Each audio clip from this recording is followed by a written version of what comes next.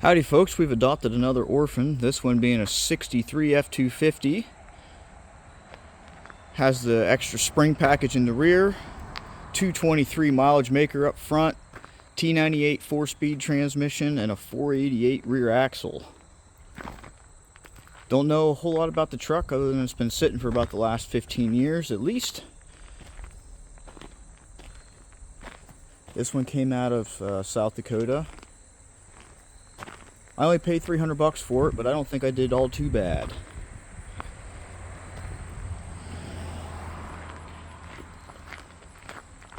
Let's dig into her here. It's two-wheel drive, not a four-wheel drive, but hey, just for a putzing around town truck, it'll do just fine. So the interior provided residence to mice for who knows how long. So unfortunately, the cardboard headliner, though it is intact, is going to have to go. They pretty well cleaned out the glove box for me. Vinyl floor is here. It's not intact, but it's here. Kind of interesting is that the inline 6 symbol is still here. But floorboards, this truck is a special edition model, racing edition. It's got a lot of weight savings built in. So we're missing some material here from the seat.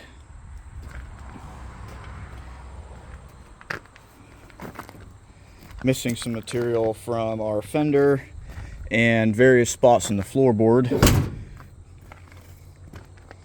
And I'd wondered why, when I picked it up, I believe it's the passenger side, why my cab lines didn't line up for my fender.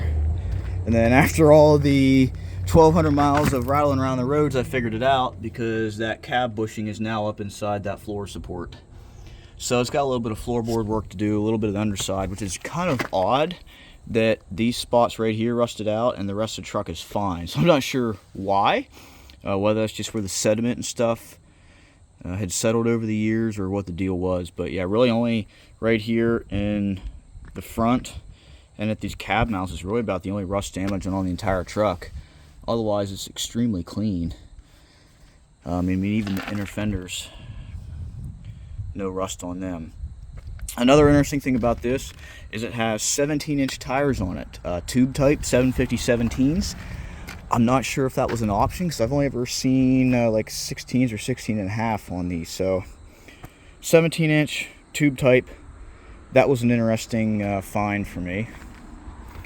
I don't really see these mirrors either, the ones that come out through the door. Usually always seen with the plug and another one that's fastened to the outside of the door. So I thought that was rather unique. Grill is straight, not a dent in it. I mean, there's a few dents over the truck, but they're really minimal. Like one here. There's another one, I think, on the corner. But otherwise, it's pretty straight. Don't know anything about this engine, other than I turned it over and I got to turn over about 1/4 inch either way. So it's definitely been sitting long enough. There's a rust ring inside the engine, so I didn't want to turn it over too much. Plan on pulling ahead and looking at everything dry before I put some stuff in it and try to turn it over. Still has the oil bath air cleaner on it. The battery, which looks brand new in 2006. So it tells you how long it's been, probably since this truck has ran. It has a quality Cenex oil filter on it. Still has a generator, and I thought it was neat. It has this nice little vinyl covering on the back with even a letter for like amateur, and probably another one down there somewhere for field.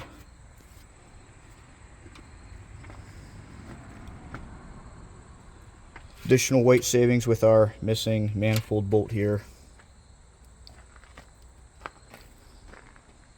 It's got a little rust on the brow of the hood here, and typical, somebody must have let the hood slam up because there's a dent right there and it cracked the metal through. This was a little rust right there, but you really don't even notice it. And this right hinge is super stiff compared to the passenger side. The rust is right there. Moving back to the bed here, the bed is really straight. Typical rust at the front, but I mean, otherwise it's solid the whole way through. I got an extra door with it with an extra VIN number. If you know, you know. I do have the missing hubcap. It's in the bed, so I have all 4 hubcaps for this. It's got the bumper on it, complete tailgate that isn't all dented up. It's got a hole in the back here because it has a PTO, and the shaft is still up underneath there, but whatever they ran it out through the bumper. Don't know what they would have used it for. My guess is maybe some sort of water pump or pump for something. I don't know what else they would have ran PTO out through the back bumper for. Got a 330 in the back here, but this is for my wood chipper. It's a 330 industrial out of a straight truck. That came out of Nebraska, but yeah, got miscellaneous junk included with it for free. What a bonus.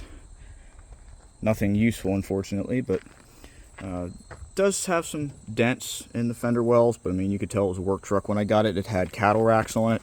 Used it for hauling calves or sheep or goats or who knows what. But overall, for 300 bucks, I think it did pretty good. It'll definitely be a project, but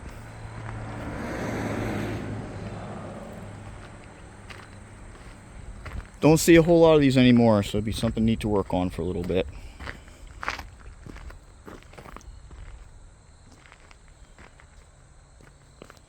Thanks for watching. I'll keep you posted.